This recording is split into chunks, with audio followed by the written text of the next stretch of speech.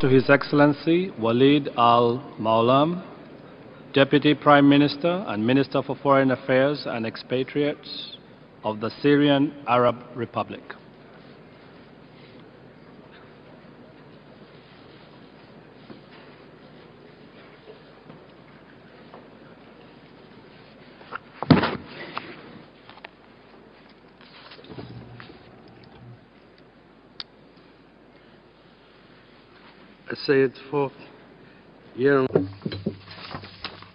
Mr. Vuk Jeremic, President of the 67th session of the General Assembly, I would like to congratulate you and your friendly country, the Republic of Serbia, on your election as President of the General Assembly at its current session, and to wish you success in conducting our work in a manner that brings back to the President of the General Assembly its important and neutral role in fulfilling his duties away from any political, national or international agendas that violate the rules of international law and contradict efforts to achieve security and stability in the world. We also wish success to the Secretary General of the United Nations in carrying out his duties and enhancing the purposes and principles enshrined in the Charter of the United Nations.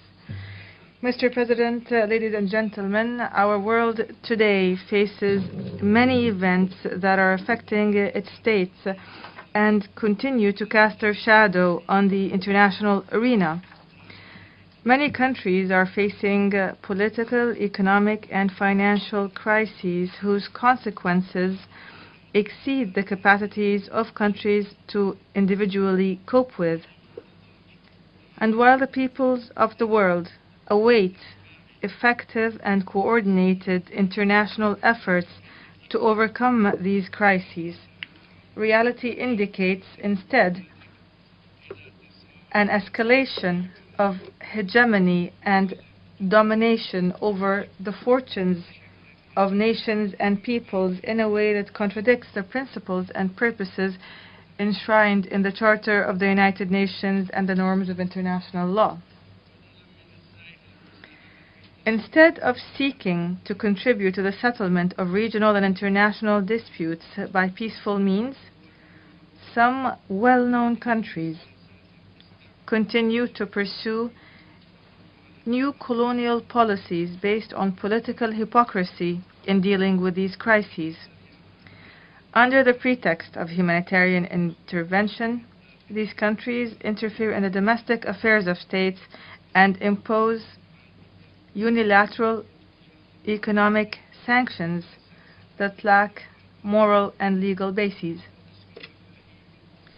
And under the pretext of concepts such as the responsibility to protect, the drums of war are beaten, and the seeds of sedition and unrest are sown to damage the structure of national societies. And what is worse of all this, perhaps, is to see permanent members of the Security Council who have launched wars under the excuse of combating terrorism now supporting terrorism in my country without any regard to United Nations resolutions that have established regulations and mechanisms for concerted international efforts to fight this scourge away from political polarization and double standards. Mr. President,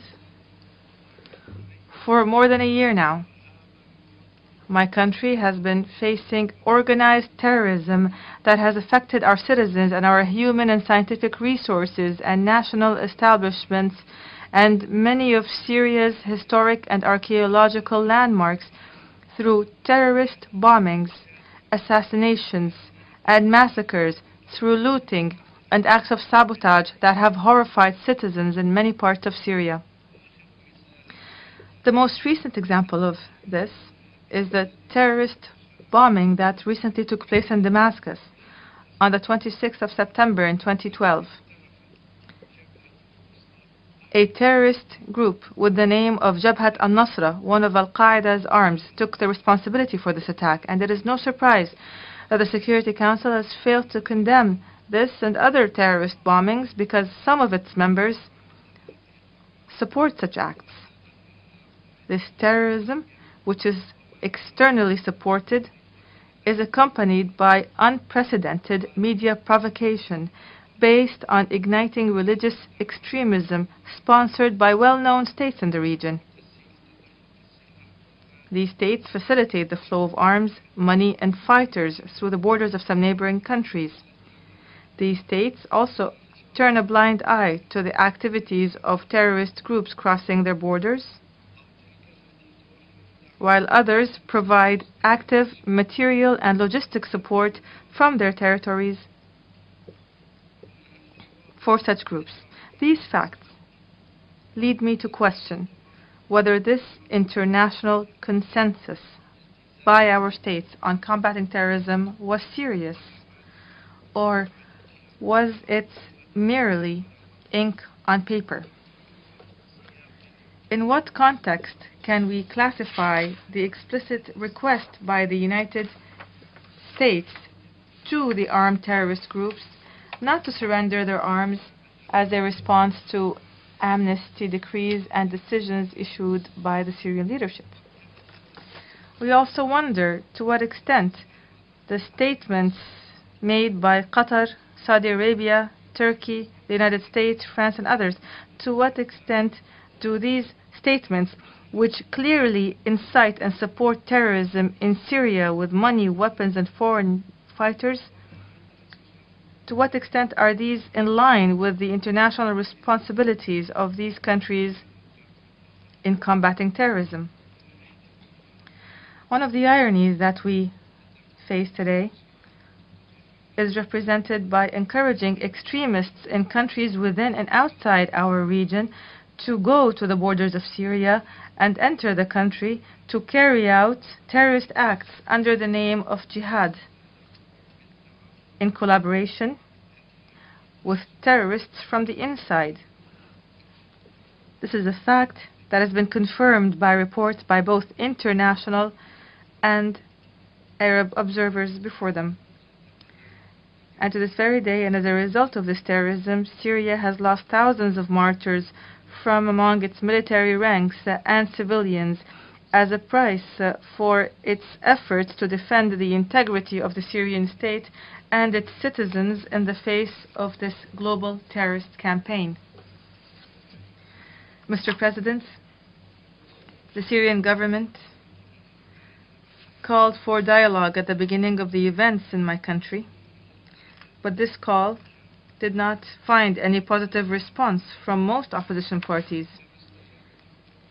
Moreover, my government responded positively throughout the crisis to each and every sincere initiative that aimed to find a peaceful solution, a solution that is based on national dialogue among Syrians, that rejects external manipulation, and that stops the shedding of Syrian blood and preserves the unity of Syria and its future. Based on this principled position, and despite the Syrian leadership's conviction that there are no sincere intentions among some regional and international parties that push for the escalation of the Syrian crisis and which fuel its fires and feed it by thwarting all attempts for dialogue and insisting on creating a state of instability to ensure the need for foreign interference. Despite all this, Syria cooperated with the Arab Observers Mission and the subsequent international initiatives linked to the work of the United Nations Special Envoy Kofi Annan. Out of this principle, Syria received the United Nations Supervision Mission in Syria, UNSMIS, and furnished it with all facilities needed to enable it to deploy in Syria in an unprecedented record time. The Syrian leadership also announced its full commitment to the implementation of the 6-point plan presented by Mr. Annan and started the practical implementation of its provisions. It also welcomed the Geneva Communique that stressed the need for the implementation of these provisions. However, the behavior of the armed groups which sought to exploit the Syrian government's commitment to the plan and to the Geneva Communique in order to make gains on the ground and expand the area of their presence. Added to that, the statements issued by some Western and Arab countries, all of these have exposed the actors and states working to thwart all these initiatives. Syria has welcomed the appointment of Mr. Lakhdar al-Ibrahimi as the Special Representative of the Secretary General to succeed Mr. Annan. It has stressed its willingness to fully cooperate with him on the principles agreed upon by the international community, particularly the 6-point plan and the Geneva Communique. I would like to tell you that the success of any international effort requires, in addition to the commitment of the Syrian government, a commitment by the states supporting armed groups in my country, and at the forefront of which come Turkey, Saudi Arabia, Qatar, Libya, and others. A commitment by them to stop arming, funding, training, and harboring armed terrorist groups, and to encourage dialogue and renounce violence instead. Mr. President, for more than 1 year now, Syria has been saying that my country is witnessing a two-sided problem. The first side is linked to the need for political, economic, and social reforms demanded by the public. The second side is the exploitation of those social needs and demands for objectives that are completely different from the demands of the Syrian people and their interests, and using these peaceful demands as a vehicle for armed groups to sow sedition and undermine security in my country.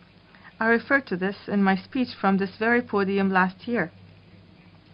I've returned today to tell you that the state in Syria has taken serious and important reform measures that were culminated in a new constitution that embraces political pluralism and was adopted by a popular referendum, upon which parliamentary elections were held, which were open to multiple political parties. And now I tell you that Syria is continuing to work with the patriotic elements in the opposition to build a new and pluralistic Syria that meets the aspirations of its people.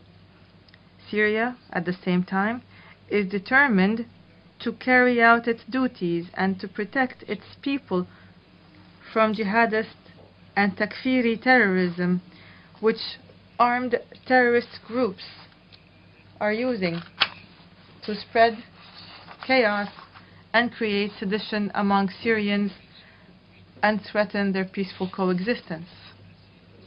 Mr. President, we heard from this podium and on other platforms some calls that were made by those who are ignorant of the facts, or may be ignoring them, or may be contributing to their spread, calling on the President of the Syrian Arab Republic to step down. This is blatant interference in the domestic affairs of Syria and the unity of its people and its sovereignty. The Syrian people, and only the Syrian people, are authorized to choose their own future and the form of their state, which accommodates all groups and throughout the entire spectrum of the Syrian people, including those who were deceived and misled. The Syrian people are the ones to choose their leadership through the ballot box, which is the most important means of democracy and democratic expression. If some countries which interfere in the internal affairs of Syria are proud of their democracy and the freedom of choice of their people, then it is better for those countries to support us in our democratic course and leave the Syrian people to choose their leadership through elections whose form has been set by the new constitution and relevant legislation, and then the ballot box will have the final say. I say to those countries, enough illusions, and I invite the national opposition to work together to stop the shedding of Syrian blood and to sit at the dialogue table and participate in defining the present and the future of Syria. We do not wager on any party or factor apart from the Syrian people, who are uniformly determined to reject all forms of foreign interference in their domestic affairs and to defeat the advocates of the project of sectarianism, extremism, and terrorism, because the bond is very strong in my country between the policies of the state and the aspirations of the people. Mr. President, despite everything I have described on what my country is living through, we still believe in a political solution as an essential way out of this crisis. And from this platform, I call for the following. First, I call on all parties and political groups inside and outside Syria to engage in a constructive dialogue under the umbrella of the homeland. The doors of Syria, as is her heart, are open to anyone who wants constructive dialogue, and to achieve this, I call all countries represented in the General Assembly to exert pressure to end the violence in my country through putting an end to the arming, financing, harboring, and training of armed terrorist groups. Second, the results of this national dialogue, after agreement by all parties, shall be the map and the future way of the country in establishing a Syria that is more pluralistic and democratic. Mr. President, these events in Syria have led to growing humanitarian needs in several key sectors in areas affected by the terrorism of Takfiri groups. This has led to the worsening of the living conditions of Syrian citizens. And while my government is working hard to meet the basic needs of citizens who have been forced by the violence of armed groups to flee their homes, some have sought to fabricate a refugee crisis in neighboring countries through inciting armed groups to intimidate Syrian civilians in border areas and forcing them to flee to neighboring countries. There, they're either accommodated in military training bases or in what resembles places of detention amid arid or rugged regions, and exploit their plight to gather aid that is mostly spent on ends which have nothing to do with humanitarian objectives. I appeal from this podium to those Syrian citizens to return to their towns and villages where the Syrian state will guarantee their safe return and their precious lives away from the inhuman conditions they suffer in these camps.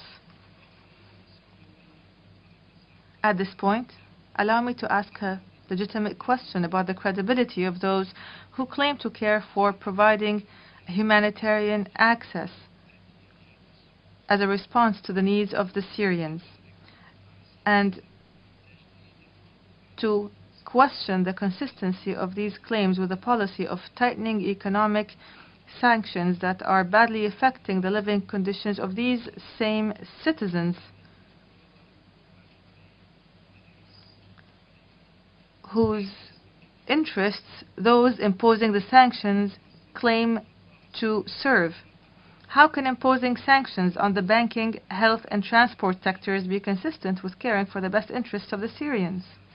I also wonder if the legitimate public demands of our citizens, to which our Syrian leadership has responded transparently and sincerely, whether these demands can justify their use by some as an excuse to continue providing all forms of military, financial, and media support to those killing innocents in Syria, including journalists, doctors, university professors, and even religious figures?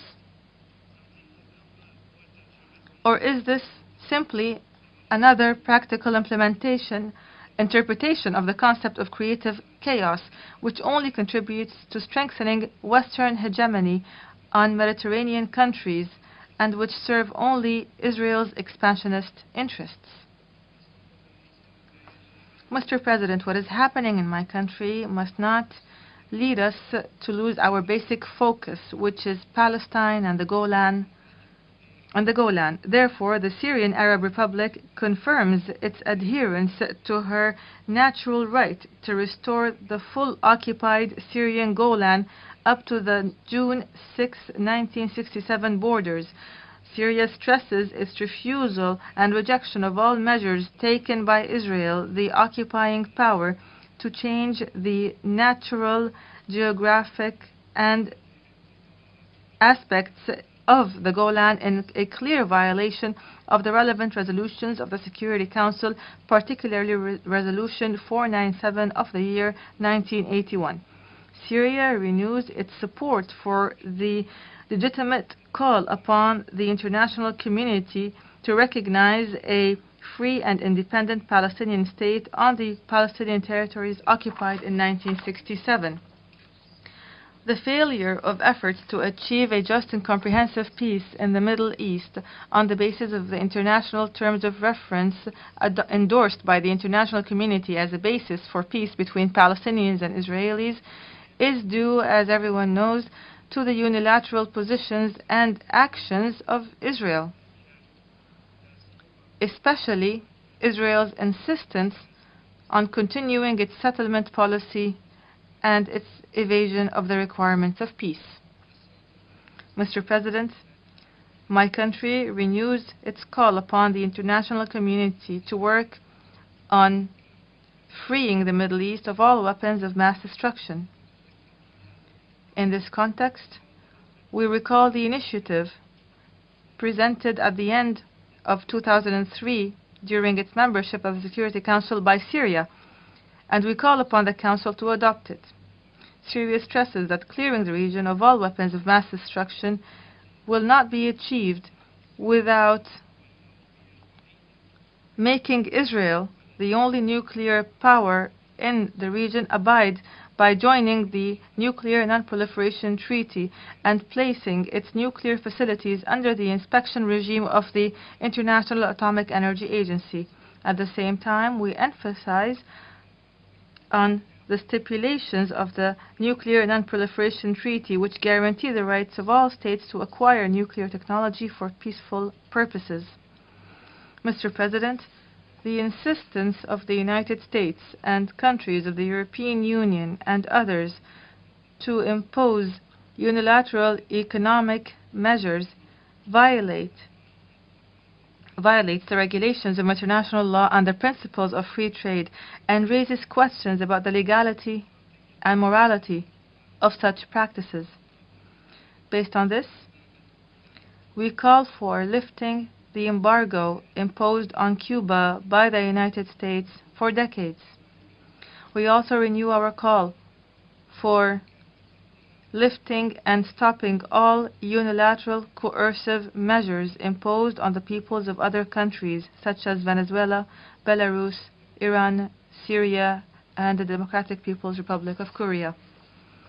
Mr. President, our aspiration to achieve positive reform of the international organization stems from our desire to find a world based on justice, security, and prosperity for all the peoples of the world, away from the colonial hegemonic tendencies of some countries that seek to exploit the United Nations to achieve their own interests at the expense of other countries. We hope that the United Nations can take the people of the world to a better future that fulfills their aspirations for life, coexistence, development, and food sufficiency, and away from all forms of tension, confrontation, and war, pursuant to what the United Nations Charter stipulates in its principles and purposes, which seek to preserve the sovereignty of states